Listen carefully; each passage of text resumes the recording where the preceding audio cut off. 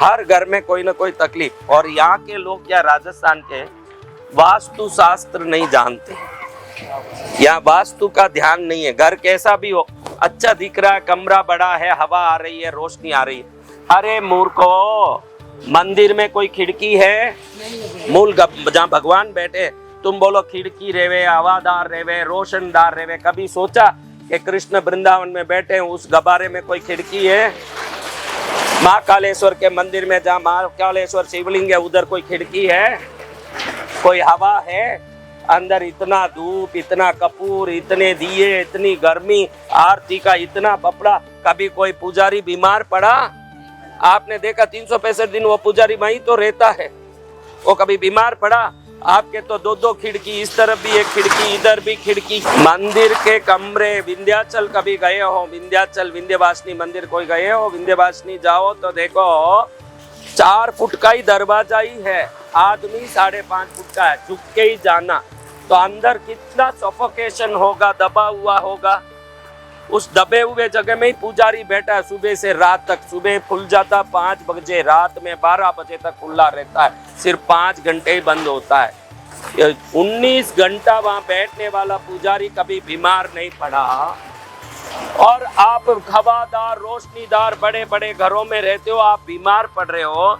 इसका अर्थ ये हो गया कि हवा और रोशनी आपके जीवन की सुख और स्वास्थ्य का कारण नहीं है, वहां की ऊर्जा ही आपके सुख और स्वास्थ्य का कारण है। जहाँ ऊर्जा गलत है, वहां जीवन गलत है। झगड़े होंगे, क्लेश होंगे, बीमारी रहेगी, बातें बहुत रहेगी,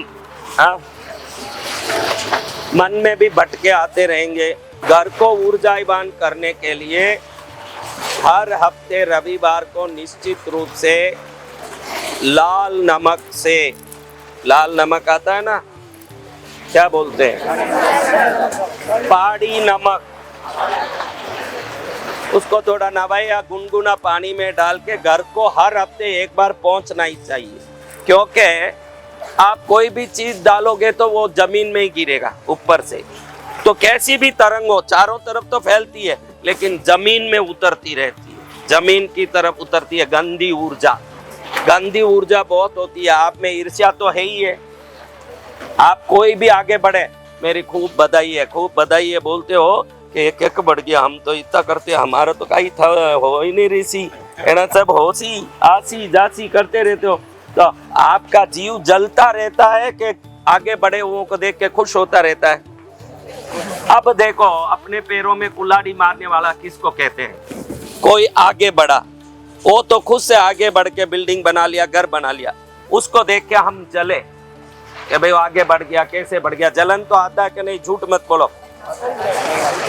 अब ये जलन की तरंगे हैं, उसके घर तक पहुंचेगी कि अपने घर में उतरेगी?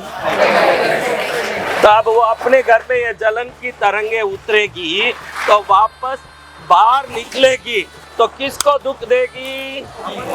इसी को खुद के पैसे से मूठ मरवाना बोलते हैं। जो खुद के पैसे से मूठ करे ना, मंत्र करे, कोई ज्योतिष के पास जाए, खुद का पैसा दे 500, लो भाई मेरे को किसी के ऊपर जादू करना है।